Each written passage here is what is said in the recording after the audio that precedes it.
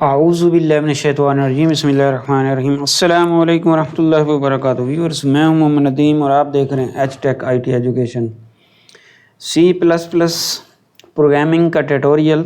और हमारा जो टॉपिक चल रहा है वो है advanced use of functions in C++ programme.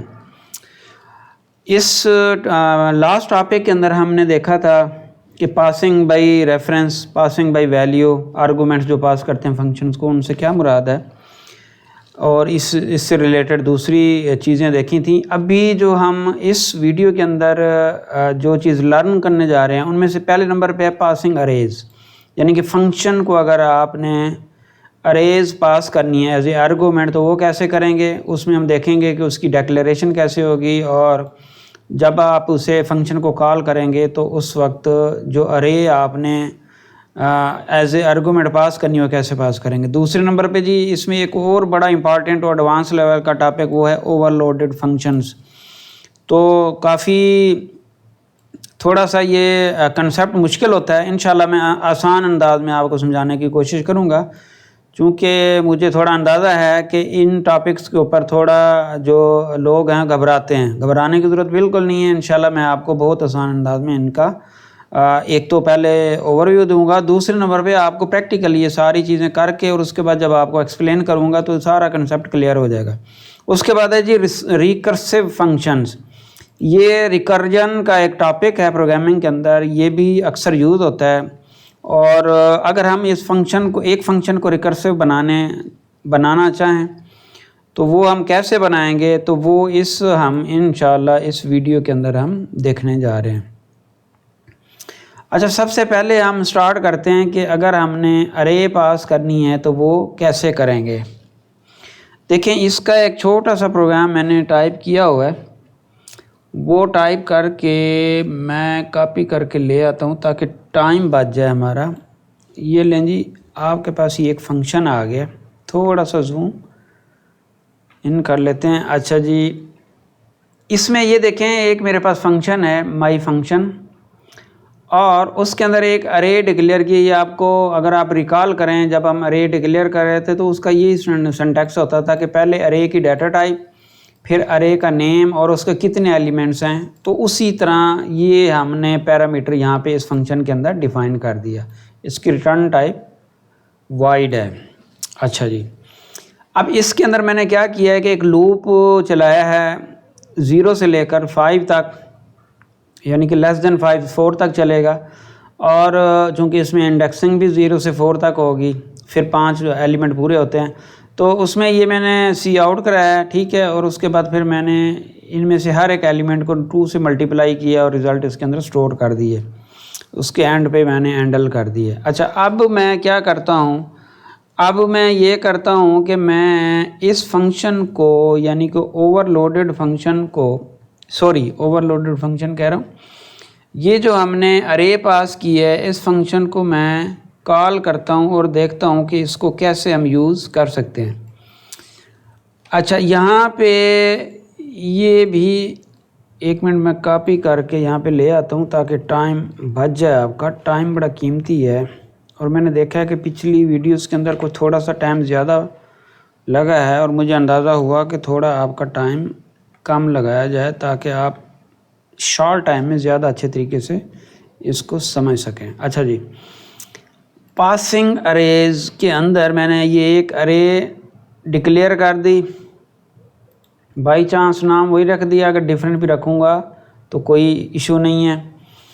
अच्छा, उसके बाद मैंने इसके 5 एलिमेंट्स डिक्लेयर किए और इनिशलाइज करार दिया, यानी कि एक तरीक़ेकार हमने ये भी दिखा था कि at the time of declaration या डेफिनीशन ऑफ अरे हम उनको एलिमेंट्स असाइन भी कर सकते हैं। तो मैंने भी ऐसे किया है कि 10, 20, 30, 40 एंड 50, इनमें से हर एक जो अरे का एलिमेंट है वो अपनी इस इंडेक्सिंग के ऊपर स्टोर करा दिए। अच्छा जी, कहने का मतलब है 0 के ऊपर 10 है, फिर उससे 1 के ऊपर 20 and so on up to 50 है। अच्छा, अब उसके बाद मैंने ये फंक्शन कॉल की है माई फंक्शन, ठीक है जी। तो अब एक तो ये हम इसको क्या करते हैं, इसको हम ये करते हैं कि सेव करते हैं और रन कर लेते हैं जल्दी से, ठीक है जी, जल्दी से हम इसको रन करते हैं। यहाँ पे मैं लगा देता हूँ डिबगर और यहाँ पे भी एक डिबगर लगा देता हूँ। अच्छा जी, इसमें इशू है, दोबारा रन करते हैं।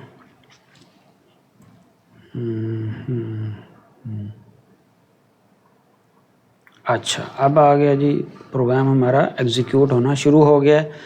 अच्छा जी, अब ये अरे बन गई जी मेरे पास, ये देख लें, अरे डिक्लेयर होगी, इनिशियलाइज होगी और वैल्यूज़ आ गई। अब मैं ये फंक्शन को कॉल करने लगा हूँ, डिबगर लगा देता हूँ यहाँ पे। ठीक है जी, F10 प्रेस करते हैं। अब ये देखें, ये जो अरे है, इंट अरे, इसके अंदर मैं इसको प्रिंट करने लगा हूँ। ये देखें, ये पहले जो ज़ीरो इंडेक्सिंग के ऊपर आई इस वक्त 0 है, 10 हो गया प्रिंट, फिर जी 20 हो गया और उसके बाद 30 हो गया और उसके बाद ये 50 हो गया। ठीक है जी। अच्छा, अब उसके बाद एंडल कर दिए मैंने। इसमें दो चीज़ें देखने वाली हैं, ये जो अभी तक हमने एग्जीक्यूशन की है। एक तो हमने जब फंक्शन डिफ़ाइन करना है तो उसके अंदर जो अरे डिक्लेयर करनी है वो एज इट इज़ करनी है, जिस तरह आप नॉर्मल प्रोग्राम के अंदर कोई एक डाटा टाइप डिक्लेयर करते हैं या नॉर्मल प्रोग्राम के अंदर आप अरे डिक्लेयर करते हैं, तो यहाँ पे पैरामीटर के अंदर ऐसे डिफ़ाइन करनी है। जब हम इसको कॉल करेंगे तो ये कीप इन माइंड कि हमने यहाँ पे इसकी इंडेक्सिंग नहीं दी, सिर्फ नाम दिया ये वाला।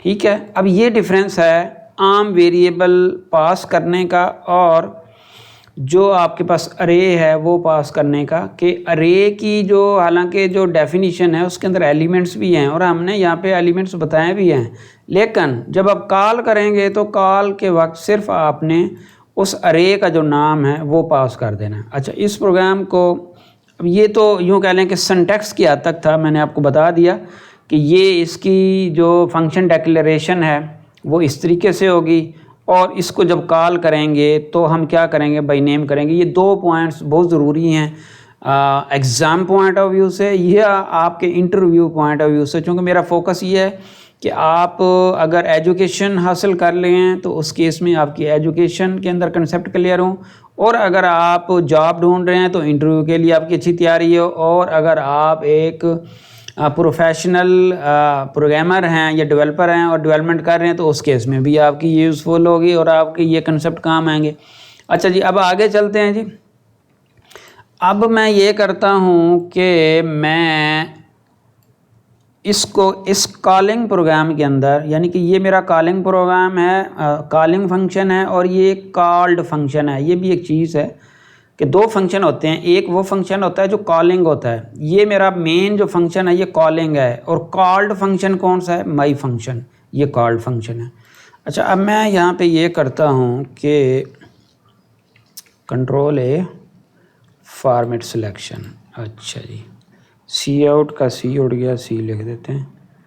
अच्छा, यहाँ तक तो हम ऑलरेडी कर चुके थे। अब मैंने ये कुछ एक्स्ट्रा स्टेटमेंट्स यहाँ पे इंक्लूड किए हैं और इसकी रीज़न भी बताता हूँ एग्जीक्यूशन के बाद। लें जी, अच्छा यहाँ पे भी डिबगर लगा हुआ है यहाँ पे। अच्छा, ये इसको एग्जीक्यूट कर लेते हैं। बहुत ज़्यादा इम्पॉर्टेंट कंसेप्ट अरे का अभी आप देखेंगे कि मैं क्या बात, जो इम्पॉर्टेंट बात है वो बताने जा रहा हूँ, जो कि आपको अपने पल्ले बांध लेनी चाहिए। अगर पल्ले का नहीं पता तो इसका मतलब ये है कि आपने अपने इसको जहन नशीन कर लेना चाहिए, या दूसरे लफ्ज़ों में आप कह लें कि आपने इसको अपने माइंड के अंदर बिठा लेना है। ठीक है जी। अब ये देखें, एक तो मैंने ये आउटपुट यहाँ पे दी है, नीचे आ रही है, साथ मैंने ना उस अरे के ऊपर कुछ ऑपरेशन परफॉर्म किया है। अच्छा जी, मैं यहाँ पे डायरेक्ट आ जाता हूँ एंडल के ऊपर, और ताकि हम अपनी एग्जीक्यूशन को बढ़ाएं।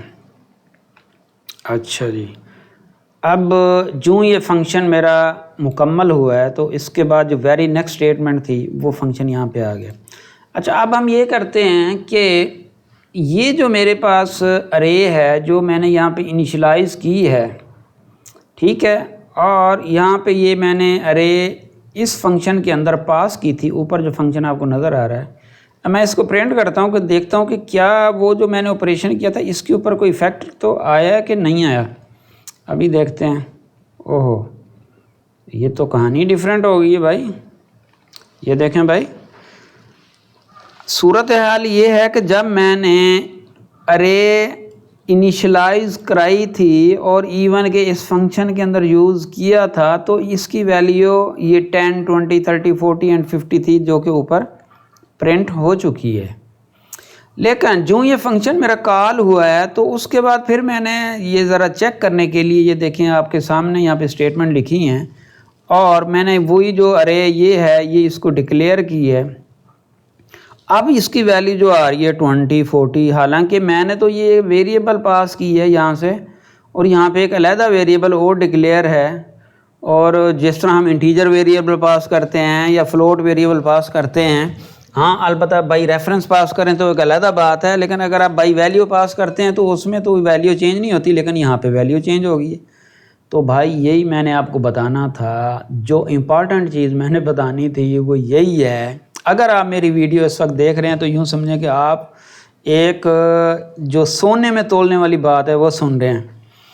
और वो बात सुनने से पहले आपसे रिक्वेस्ट भी है कि अगर आपने अभी तक चैनल सब्सक्राइब नहीं किया तो भाई चैनल सब्सक्राइब कर लें, ताकि आने वाली वीडियो एक तो आपको मिल सके, दूसरी हो हमारी भी हौसला अफजाई हो सके। अच्छा, अब जो मैं बात बताने जा रहा हूँ वो ये है कि भाई जो अरेज फंक्शन के अंदर पास होती हैं वो बाय डिफ़ॉल्ट बाय रेफरेंस पास होती हैं, उसका एड्रेस पास होता है। यानी कि जो मेमोरी के अंदर एड्रेस है अरे का, बेसिकली ये जो मैंने यहाँ पे पास किया है वो मेमोरी के अंदर जो एड्रेस था वो इस फंक्शन को जाके पास हुआ है। मीन के हम वो जो एक्चुअल ये जो मेरी अरे थी जो मैंने इस फंक्शन के अंदर डिफ़ाइन की थी, डिक्लेयर की थी, वो जाके इस फंक्शन के अंदर यूज़ हो रही है।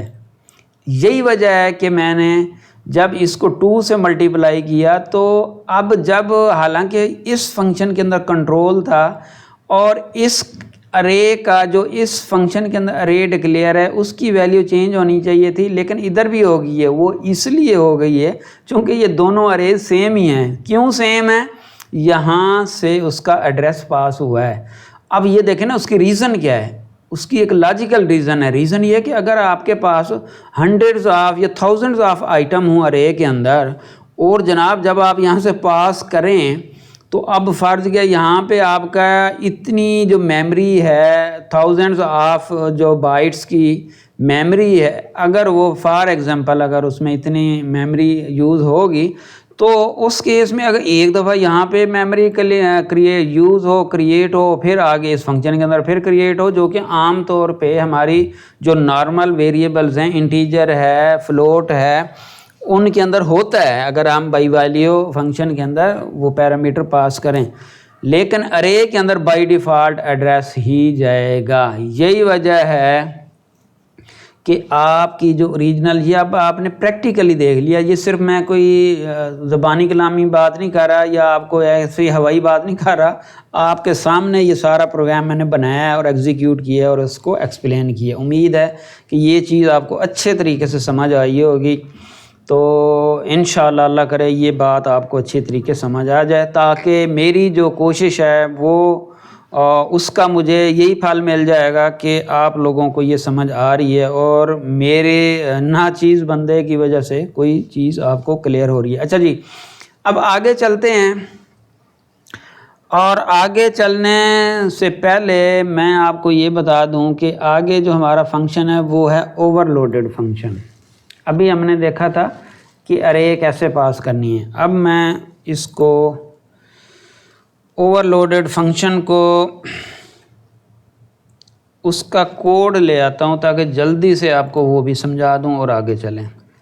लें जी, ओवरलोडेड फंक्शन का कोड मैं कॉपी करता हूँ और इधर ले आता हूँ, क्योंकि मैं ज़्यादा पहले मैसअप नहीं करना चाहता, ताकि आपको साथ साथ वो चीज़ें आएँ और एक्सप्लेन करता चलूँ और आगे चलते चलें। अच्छा जी, यहाँ पे ये बल्कि जो ओवरलोडेड फंक्शन है ये इधर आएगा। एक सेकंड जी, अब मैं ये करता हूँ कि इसको मैं कर लेता हूँ कमिट, ठीक है जी। अच्छा जी, कंट्रोल के सी अगर दबाएंगे तो ये कमिट हो जाएगा, कंट्रोल के यू दबाएंगे तो अनकमिट हो जाएगा। और इसके अलावा एक और शॉर्टकट भी होता है, कंट्रोल बैकस्लैश दबाएंगे तो फिर भी कमिट हो जाता है। ये मुख्तलिफ शॉर्टकट्स हैं जो आप देख सकते हैं। अच्छा जी, मैं अब जो रिकर्जन वाला जो मेरे पास ओवरलोडेड वाला फंक्शन है वो लाता हूँ और यहाँ पे उसको एक्सप्लेन करता हूँ। पहली बात तो ये है कि ओवरलोडेड जो फंक्शन है वो क्या होता है। ये लिखने से पहले मैं आपको बता देता हूँ कि ओवरलोडेड फंक्शन क्या होता है। अच्छा जी, देखें आपके पास अगर कुछ ऐसा काम है जिसके अंदर कोई सिमिलैरिटी है, जिस तरह आपने कुछ ऐड करना है, कुछ कैलकुलेट करना है, लेकिन आपको ये पता नहीं है कि आपका जो डाटा पास होगा वो एक ही फॉर्मेट में होगा या डिफरेंट फॉर्मेट में होगा, ठीक है। तो उस केस में भाई हम यूज़ करते हैं ओवरलोडेड फंक्शन, मतलब फंक्शन को ओवरलोड कर लेते हैं, ठीक है। और उसका काम क्या होता है? उसका काम ये होता है कि डिफरेंट एक्टिविटीज़ परफॉर्म करेगा depending upon the kind of data sent to in it. ये देखें जी, अब मैं ये फंक्शन ले आता हूँ। ये देखें मेरे पास एक सम का फंक्शन है। यहाँ पे मैंने इंटीजर एक्स लिख दिया, इंटीजर वाई लिख दिया। यहाँ पे मैंने डबल एक्स लिख दिए, डबल वाई लिख दिए। मतलब मैंने दो पैरामीटर यहाँ पे इंटीजर टाइप के डिफ़ाइन किए हैं और यहाँ पे फ्लोट डबल टाइप के डिफ़ाइन किए हैं। ये रिटर्न ये भी ऐड करेगा और ये भी ऐड करेगा। अच्छा, अब ओवरलोडेड फंक्शन की कॉल के अंदर मैंने क्या किया है कि फंक्शन वही है, सम फंक्शन पहले मैंने कॉल किया है। उसके अंदर मैंने क्या किया है, उसके अंदर मैंने इंटीजर वेरिएबल्स दिए हैं और दूसरे के अंदर मैंने, अब ये देखें कि आपके पास जो सम का फंक्शन है वो एक ही है। कौन सा फंक्शन है? ये सम का फंक्शन, ये भी सम का फंक्शन। मगर अब हम देखते हैं कि क्या ये खुद आइडेंटिफाई कर लेगा या नहीं करेगा। इसको अभी चला के देखते हैं, कंट्रोल एस करते हैं, चला के देखते हैं। ओवरलोडेड फंक्शन अभी क्लियर होने जा रहा है जी आपका इंशाअल्लाह बफज़ल खुदा। अच्छा जी, सबसे पहले इस फंक्शन को कॉल करते हैं। अब ये देखें, इम्पॉर्टेंट बात नोट करने वाली है कि जो ये पहली कॉल आई है, हालांकि यहाँ पे हमने कुछ नहीं बताया कि सम फंक्शन कौन सा कॉल करना है, ऊपर वाला या नीचे वाले, दोनों एक ही हैं। सिर्फ फ़र्क ये है कि इसकी रिटर्न टाइप डिफरेंट है और जो पैरामीटर टाइप है वो डिफरेंट है। लेकिन कंपाइलर को ख़ुद पता चल गया और वो जो उसका इंटीजर वाला है उसके अंदर आ गया। अब इसको कॉल करते हैं। अब ये देखें, जब फ्लोट वाला कॉल हुआ है तो वो कंट्रोल अब इधर आने की बजाय, अब ऊपर वाले फंक्शन में आने की बजाय वो इस फंक्शन में आ गया है जो नीचे वाला है, जहाँ पे हमने ये डबल वाली दी हुई है। तो इसका मतलब ये हुआ कि हमारी ये अंडरस्टैंडिंग कि ओवरलोडेड फंक्शन जो हैं वो depending on the kind of data sent to it, मतलब ये इसके अंदर जिस किस्म का डाटा भेजेंगे उसके, अगर उसका कोई ओवरलोडेड फंक्शन है, पहली बात तो ये कि ओवरलोडेड फंक्शन अगर है, नहीं है तो फिर तो गलत बात। अगर है तो वो पहले चेक करेगा किस किस्म का डाटा जा रहा है, उसकी बेस पे डिसीजन लेगा और उसमें से उससे जो रिलेटेड फंक्शन होगा वो कॉल कर लेगा।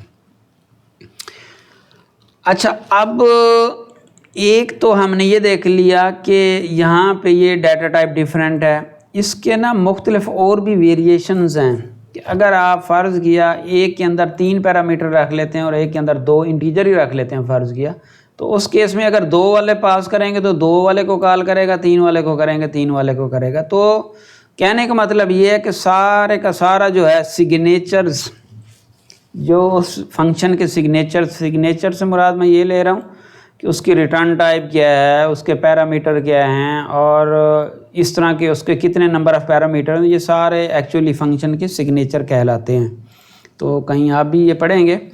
अच्छा जी, अब ये जो ओवरलोडेड फंक्शन है वो इस बेस पे काम करता है और इसको हमने यहाँ पे चेक करके देख लिया है। उसके बाद जी अब एक और टॉपिक आता है और उस टॉपिक को बोलते हैं इनलाइन फंक्शंस। इनलाइन फंक्शंस देखें, अब हम यहाँ पे देख रहे हैं कि जब बेशक ये ऊपर वाला मैं ओपन कर लेता हूँ, दोबारा इसको बंद कर लेता हूँ और आपको इनलाइन फंक्शन बताता हूँ जी उनकी क्या कहानी है। इंशाल्लाह अभी वो भी समझ आ जाएगी आपको। देखें भाई, इनलाइन फंक्शन जो हैं आपके पास वो क्या करते हैं कि यहाँ पे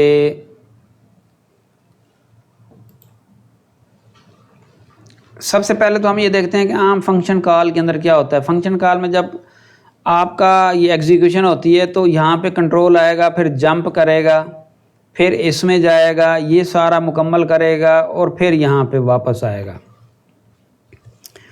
अच्छा, अब जो फंक्शंस भी ज़ाहिर है मेमोरी के अंदर ना जगह लेते हैं। मेमोरी के अंदर ये फंक्शन जो डिफाइन होगा ये मेमोरी के अंदर कहीं ना कहीं पे पड़ा होगा।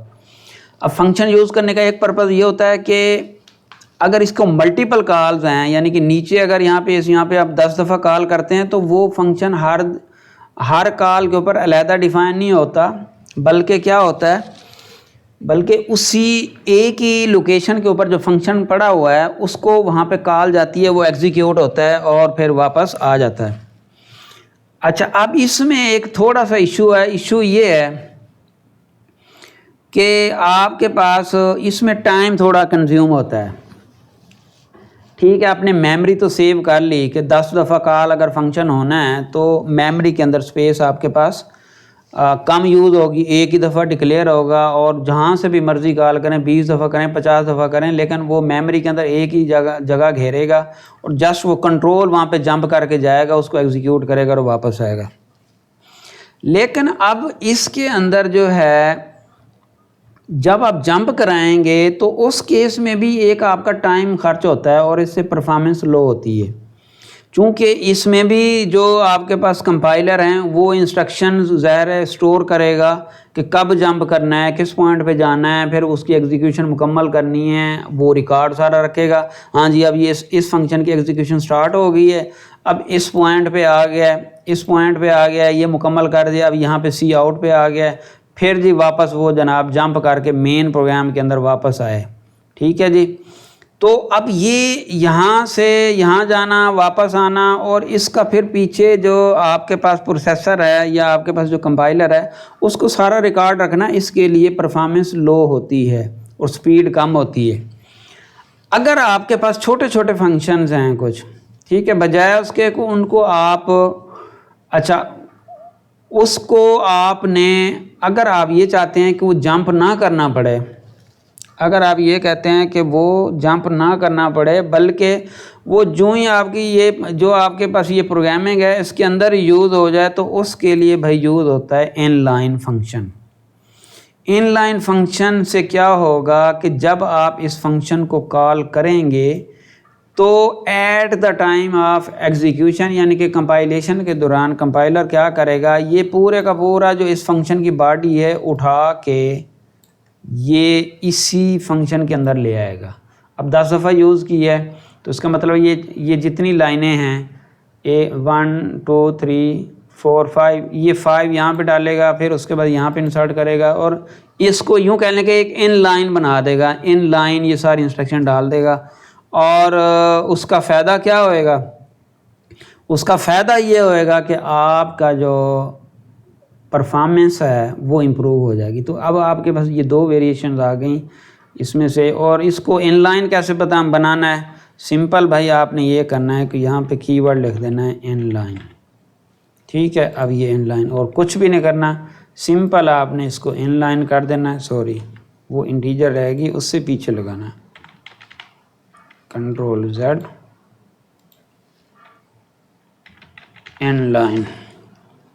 ठीक है जी, आपने इसको इनलाइन बना देना है और ये क्या होगा कि अब इसकी एग्जीक्यूशन वो मतलब इनलाइन हुआ करेगी, वो जंप वाला काम इसमें नहीं होगा। अच्छा जी, लास्ट टॉपिक है जी रिकर्जन का। हमने पासिंग अरेज कर लिया, ओवरलोडेड फंक्शन कर लिए, इनलाइन फंक्शन कर लिया, और ये यहाँ पे लिख दूँ ताकि आपको पता चल जाए कि इनलाइन फंक्शंस भी इनलाइन फंक्शंस हो चुके हैं। चलें जी, अब ये 4th नंबर पे आ गया आपके पास रिकर्सिव फंक्शन। अब हम चलते हैं जी रिकर्सिव फंक्शन की तरफ। अच्छा, रिकर्सिव फंक्शन के अंदर मैं एक प्रोग्राम बना के ले आता हूँ और आपका टाइम बचाने के लिए जल्दी जल्दी यहाँ पे उसको भी देख लेते हैं। ये आ गया जी मेरे पास रिकर्सिव फंक्शन, ठीक है जी।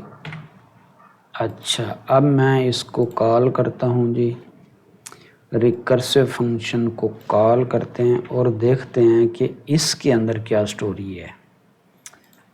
अच्छा, इस सारे को कमिट कर लेते हैं, इसको भी मैं कमिट कर देता हूँ,